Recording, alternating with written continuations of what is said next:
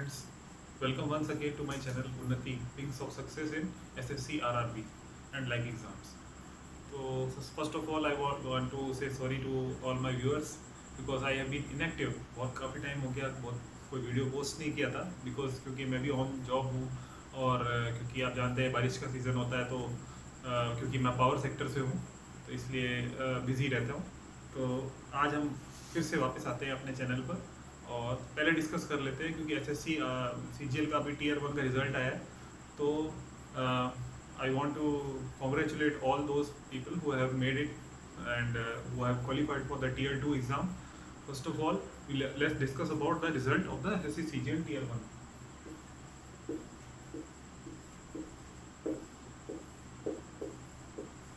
tier 1 अगर आपने कोई बेसिक तैयारी करी है किसी भी मतलब एग्जाम की, फॉर एग्जांपल टीयर 1 की आप बात कर लें तो it's level was not that मतलब इतना हार्ड नहीं था कि आप नहीं उसको मेक इट कर सकते हैं, लेकिन टीयर 1 आपका निकालना it is a pre requisite. आगे बढ़ने के लिए तो टीयर 1 पहला स्टेप है, टीयर 1 एग्ज़ाम हमें क्वालिफाई करना है। And I have also appeared in that exam and I have got 169 out of 200। ये 169 is the normalised score. 169 is a normalised score. My raw score was about 152 or so. I hope कि आप लोगों ने भी इसको tier 1 को easily qualify कर लिया होगा और अब हम गियर अप कर सकते हैं for the next step that is the tier 2 exam. And I want to wish all of you who are preparing for the exam to just make it out, क्योंकि tier 2 is far more lengthy as compare to tier 1। Tier 1 तो कुछ नहीं था, tier 1 में हमें क्या था कि बेसिक नॉलेज जो भी पांचों अपने सब्जेक्ट थे, जैसे इंग्लिश हो गया, मैथ्स हो गया, रीजनिंग हो गया, है ना, ये सारे जो भी अपने टॉपिक्स थे उनको हमने जस्ट ब्रश अप किया था, मतलब हमने थोड़ा थोड़ा पढ़ के गए और we have easily make it out in the tier 1 exam. But for the tier 2 exam we need that extra effort to be put in. हमें चाहिए कि टीयर 2 को हमें अच्छी तरीके से क्वालिफाई करना है और उसके लिए देखिए टीयर 2 के लिए और and if you are a general candidate then I assure you that your tough work, your hard work will only pay you, otherwise you will not be able to make it. Because मैं बताता हूँ आपको हमेशा क्या रहता है for a general candidate if you have scored in the excess of 150 plus marks in the tier 1, अगर आपने टीयर 1 में 150 प्लस मार्क्स स्कोर किए हैं तो आप ये मान के चलिए कि हमेशा 450 प्लस जो होगा वो आपका होगा qualification mark tier 1 plus tier 2 का कंबाइंड। तो 150 अगर आपने लाया है तो आपको 450 आपको चाहिए, तो माने अगर 150 यहाँ पर जितना ज़्यादा स्कोर करेंगे आपका टीयर 2 में उतना ही आसान होगा, क्योंकि अगर आपने 150 प्लस के एक्सेस स्कोर किया it means you have to score about 300 plus marks to just make it out, है ना। 300 प्लस मार्क्स स्कोर करना फिर भी रिलेटिवली इजी होगा, क्यों? क्योंकि maths is always lengthy. Maths में if you are able to score 140 plus then it is a bonus, because English section जो होता है वो रिलेटिवली इजी होता है। इंग्लिश सेक्शन में मैं आपको लास्ट टाइम बता रहा हूँ मेरा इंग्लिश का स्कोर आता 176, so but in the maths section I got only 120 or so because my tier 1 marks were not enough, so I couldn't make it out in the tier 1 plus tier 2. I got just 2 or 3 marks short. तो मैं आपसे चाहूँगा कि आप इसको हल्के में ना लें और बिल्कुल मैथ्स के लिए बिल्कुल अच्छे तरीके से स्कोर करें, क्योंकि टीयर 1 का तो स्कोर जो आपने करना था वो कर दिया, बट जो टीयर 2 जो अपना अक्टूबर में एग्जाम है शायद टेंटेटिवली हो सकता है वो आगे भी पोस्टपोन हो, बट हम ये मान के चलते हैं कि हमें अक्टूबर में वो एग्जाम को फेस करना है, तो मैथ्स में 140 प्लस स्कोर तो करना ही करना है, क्योंकि इंग्लिश तो अपन कर लेंगे, English is not that tough.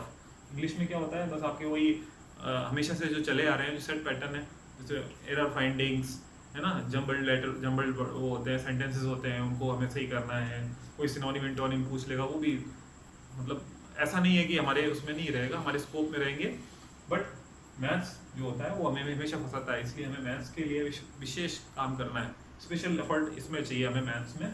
So I hope कि आप लोग अभी तक जो टीयर 1 क्वालिफाई कर चुके हैं वो किसी उसमें सेलिब्रेशन में मोड में ना जाए और टीयर 2 में के लिए जल्दी से जल्दी अपने आप को फोकस कर लें, because tier 2 is going to be harder nut to crack, है ना। तो टीयर 2 है, उसके बारे में हम लोग डिटेल से अब बात करना शुरू करेंगे, क्योंकि टीयर 2 के लिए अभी हमारे पास है ये अक्टूबर तक का समय। अक्टूबर में टेंटेटिव है कि अक्टूबर में एग्जाम होगा, and we are now in July, and July has also half past ना, तो आधी जुलाई हम मान लेते हैं, July, August and September. So these 2.5 months will decide our fate.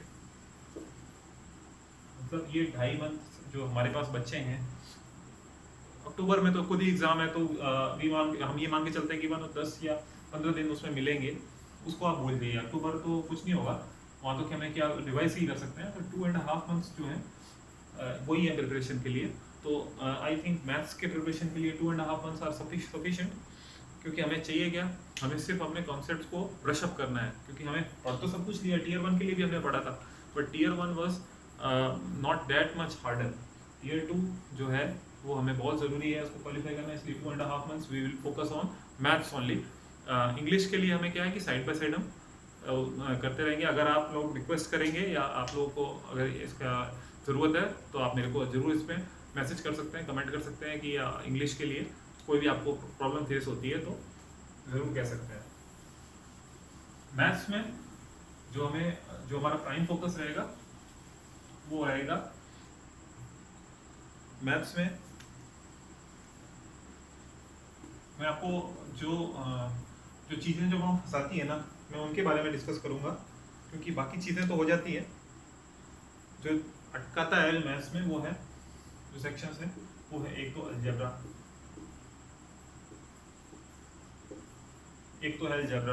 Algebra के बारे में हम पूरा डिटेल से पढ़ेंगे। दूसरा है ट्रिग्नोमेट्रिक फंक्शंस, ट्रिग्नोमेट्रिक फंक्शंस जैसे cos a plus cos b और उनके जितने फॉर्मूले, एसोसिएटेड फॉर्मूले, क्योंकि वो डायरेक्ट नहीं पूछता। जैसे फॉर एग्जांपल ये नहीं पूछेगा आपसे कि cos square a plus sine square a ये इसका मान क्या होगा, ये उसका, क्योंकि क्या ये सब बेसिक्स है, इसके बारे में कोई नहीं पूछता। वो क्वेश्चन में क्या लाएगा, वो tan के फॉर्मूले ले आएगा, 1 - tan a tan b, इस तरीके के फॉर्मूले वो लाएगा। और हो सकता है कि वो 2-3 क्वेश्चन जो फॉर्मूलेज है ना उनको इस तरीके से कंबाइन करें कि that become a complex formula और कॉम्प्लेक्स फंक्शन। सो हमें इन चीज़ों पे फोकस करना है। तो पहली तो चीज़ हो गई अपनी अलजेब्रा, क्योंकि अलजेब्रा में क्या है, ये सब आर्बिट्ररी प्रॉब्लम्स हैं, इसमें मतलब कुछ वो नहीं है, फिक्स पैटर्न नहीं होता अलजेब्रा में, ट्रिग्नोमेट्रिक फंक्शंस में। फिर अगर वो ये दोनों हो गए, थर्ड ये हो जाएगा कि रेशियो प्रोपोर्शन तो इजीली आता है, वैसे वो वर्क फंक्शंस पे क्वेश्चंस अच्छे पूछता है। वर्क फंक्शंस पे जैसे कि वो डे है, वो सर्टेन अमाउंट ऑफ जो लेबर है, चाहे वुमेन हो चाहे मैन हो चाहे चिल्ड्रन हो, इतने टाइम में वो वर्क को पूरा करते हैं, तो वो इस तरीके के क्वेश्चंस होते हैं ना, जो बाद में जब हम एग्जाम्स में जाते हैं ना ऐसे, अब हम सोचते हैं कि वहाँ टीयर 2 में जाएंगे, मैथ्स के लिए कितना टाइम अलॉटेड है, वो है 2 hours, ठीक है। क्वेश्चंस कितने हैं, 100 क्वेश्चंस। तो अगर आप यूँ इसको बाय फेशियल लुक पे जाएं तो 2 hours एंड 100 क्वेश्चंस। अच्छा, वी आर इंजीनियर्स, हम लोग ज़्यादातर लोग इंजीनियर्स होते हैं, वो सोचते हैं 2 hours are more than enough for 100 questions, but जब हम एग्जाम हॉल में बैठे होते हैं ना तो 1 hour कब निकल जाता है पता नहीं लगता, और उस समय हमारे पास 20 या 30 क्वेश्चंस अगर अटेम्प्ट किए होते हैं तो we are in a lot of pressure in the last our.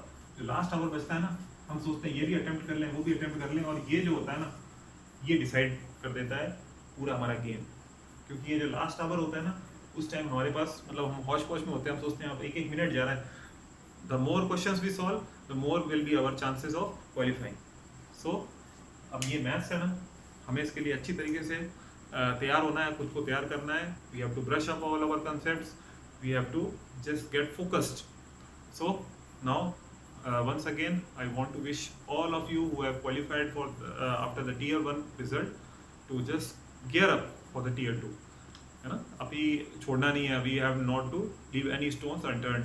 जब तक कि क्वालिफाई नहीं होंगे तब तक हमें कुछ नहीं मानते। अभी कुछ नहीं है, टीयर 1 का रिजल्ट आया, we don't have to get overjoyed, हमें खुश नहीं होना है अभी। अभी हमें टीयर 2 के लिए खूब सारी तैयारी करनी है। और हाँ, जो भी आपको कोई भी कॉन्सेप्ट में प्रॉब्लम आती है, you can always visit my channel and I will always be helping you to towards your goal to achieve that SSC exam. Once again I want to wish you all of you good luck. आप कुछ भी हैं मेरे comment section में जाएं, मुझे हमेशा comment करें और मैं आपके प्रॉब्लम्स पे I will get back to you. And please like subscribe my channel. Thank you.